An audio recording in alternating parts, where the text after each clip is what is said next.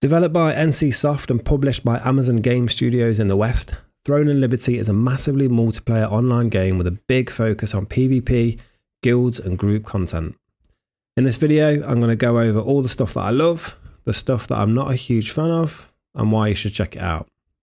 And yes, of course, I will mention pay to win and give my thoughts on it at the end. Please bear in mind though, at the time of recording, the devs are implementing a lot of changes based on feedback, and there are some huge improvements on the way. So then my dudes, is Throne and Liberty going to be the next big MMO for 2024 and beyond? Or is it just going to be another gigantic pay to win flop? I'm going to start this off and be quite honest that when I first heard of TNL and checked it out a couple of years ago, to me, it was nothing. I had zero interest in it whatsoever. It just looked like another overly monetized, eased and MMO with sexy visuals, but not much substance. But then I played the closed beta and my opinion changed quite a lot. To the point where now I can't wait for the global release. So I've hopped onto a Korean server ahead of September just to get to grips with the game, see everything it's got to offer in its current state, and give you guys my opinions. So that's what's going to happen. Let's go and have a look. Right then, dudes. So we'll start off with how this beast looks. You know, appearance is everything apparently these days. Visually, for me, my opinion, the game is beautiful. You know, it's not New World or PAX Day beautiful, but it is incredibly aesthetically pleasing. The character models, the armor, the terrain, the little weather details, the blur lines you get when you shapeshift and you run in, the design of the dungeons. I could go on, but bottom line, the game looks good, right? It's fine. So, combat. I love the combat. I know this is going to be an argument point for a lot of people that don't like tab targeting. All I'm going to say is there is a massive reason why the most successful MMOs out there are tab target. It just works. In Throne and Liberty, you have two choices of your quote-unquote tab target. You've got classic mode, which is your standard free cursor, hold down right-click to turn when moving, click on targets, and all that sort of stuff to attack. And then you've got action, which is your centered cursor. You can freely turn around without pressing right-click and aim towards a target, then press a skill to attack. It works off a classless system, meaning you choose your spec based on which two weapons you equip. So we choose from sword and shield, greatsword, longbow, crossbow, wand and tome, and staff. And this is very similar to anybody coming from New World or Final Fantasy XIV, where you only really need one character. Want to play tank? Grab yourself a sword and shield and bash away. You want to heal? Get yourself a little wand and tickle away. Now, I love this setup in MMOs. Grinding ults for a different spec is my biggest pet hate in MMOs ever. Skills for each of these unlock as your character levels up, rather than leveling up the weapon itself. So, for example, if you're at max level and you decide to try playing wand for the first time, the skills are all unlocked for you to use. They just need upgrading. I really like that system, as it takes a lot of the grind out of learning a new weapon or a new class. Gearing is equally quite nicely done. You get, buy or craft your gear, you upgrade it, and then you move it to a higher quality, and then you move it to a higher tier. It's not that simple, but that's the gist.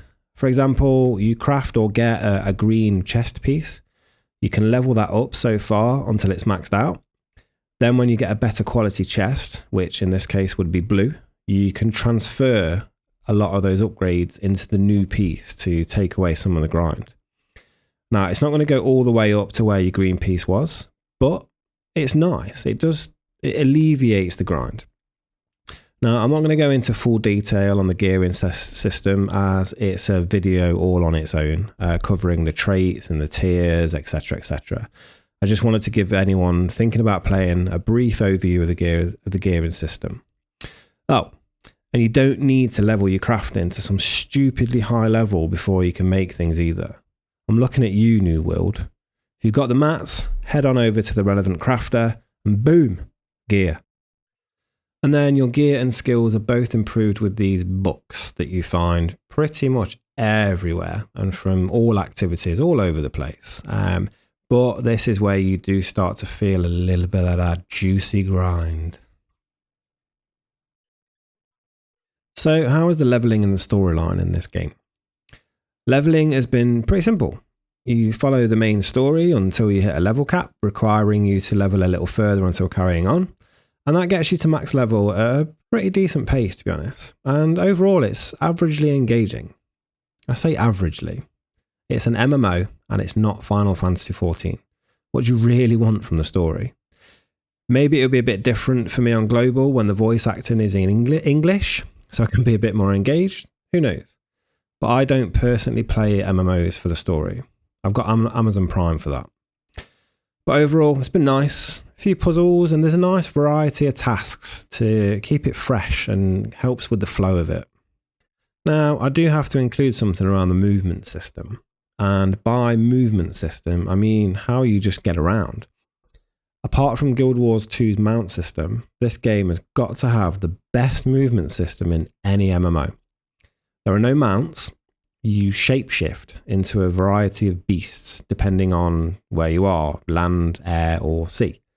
So running, you're going to turn into a puma or a chicken or a wolf. Flying, crows, eagles, a goose. Swimming, you got bloody otters. You can swim around as an otter, mate. Like, what more do you need from a game? And these seamlessly switch to help you get around, and it honestly feels amazing, even with high ping.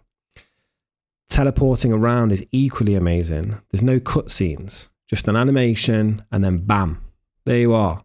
It's wild. So what kind of content has TNL got? Well, for PvE, you've got your standard closed instance dungeons with increasing levels of difficulty. I've really enjoyed these so far. They're fast, they're quite challenging, and also your biggest way of getting geared up. There are some raids coming, I believe, early next year. More details to follow, probably after or around global launch time.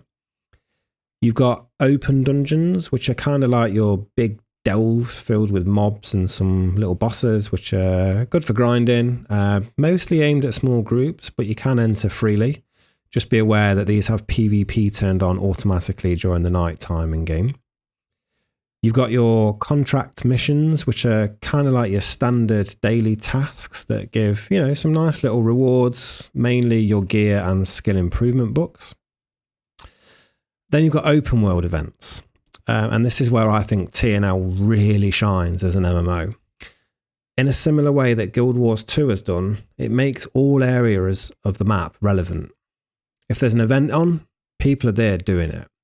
And what makes it even better is that they are either in a peace state, so you can chill and, you know, maybe do it with some friends or on your own and just do the tasks, or they're in a conflict state and you either clap cheeks or have yours done, as PvP is fully on. This is the same setup for the world bosses as well, and it makes it incredibly fun. Not only are you trying to take down some gnarly world boss, but you've got maybe another guild or another group slapping you about as well. And even though that I've been solo YOLO on the Korean server and getting slapped about by a bunch of credit card swiping whales with full traits, I've honestly had a great time. And I'm so excited for this on Global in September. And then when it comes to PvP, you've got your previously mentioned open world dungeons during the night hours, your conflict open world events and world bosses. And then you've got the more guild focused stuff such as boonstones and riftstones and sieges, which unfortunately at present I haven't had a chance to get involved in, but they do look insanely fun. You've got gigantic numbers of people beating the crap out of each other over a riftstone or in a castle. Like, what more do you need from PvP? Once we get on global, I'm going to do a separate video on the PvP in much more detail, and I honestly cannot wait to get involved in it. There's also recently been added to the Korean version the arenas, 3v3 PvP arenas, but at the moment they're not in a good place due to some of the balancing issues.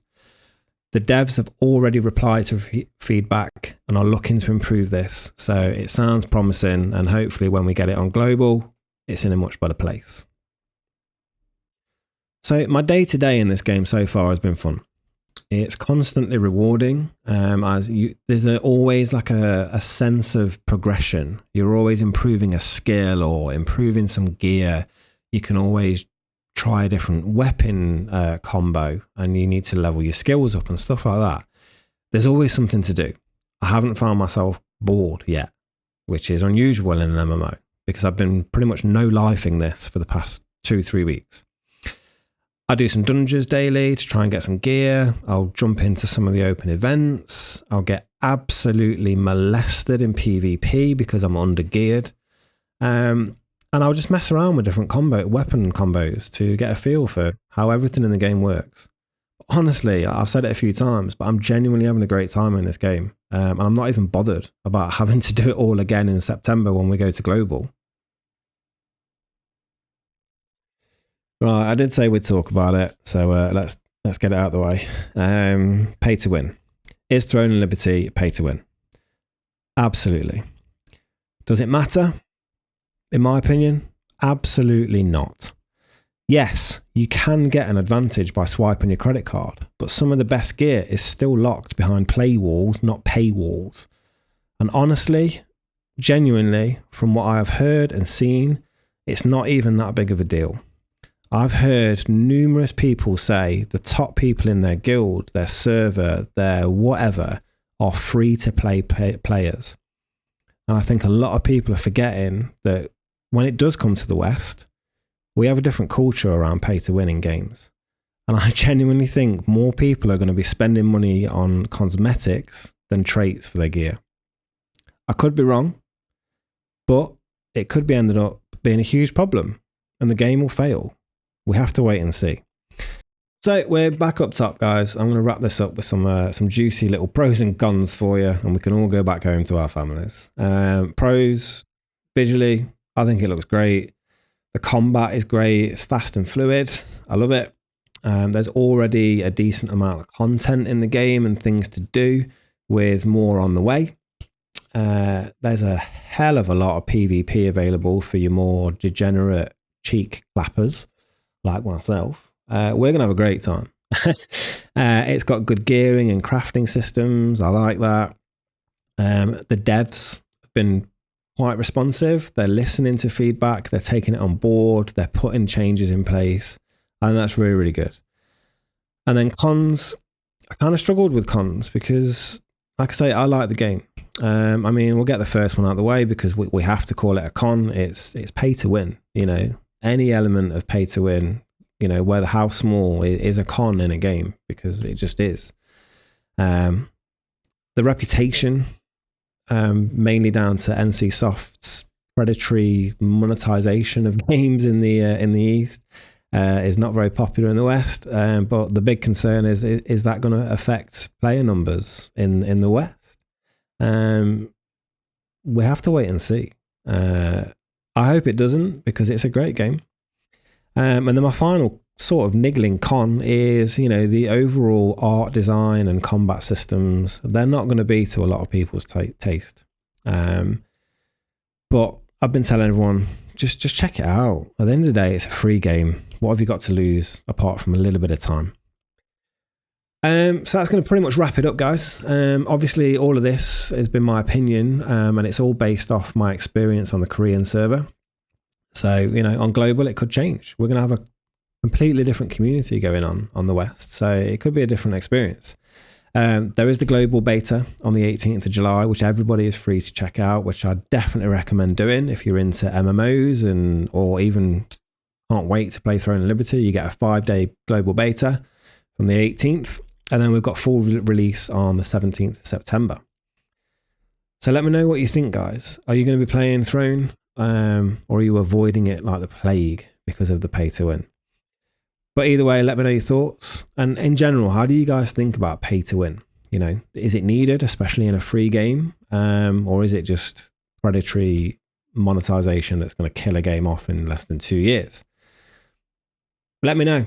And if you like the video, be sure to like and subscribe if you want to see more MMORPG content, particularly Throne and Liberty. And I will catch you on the next one. Peace.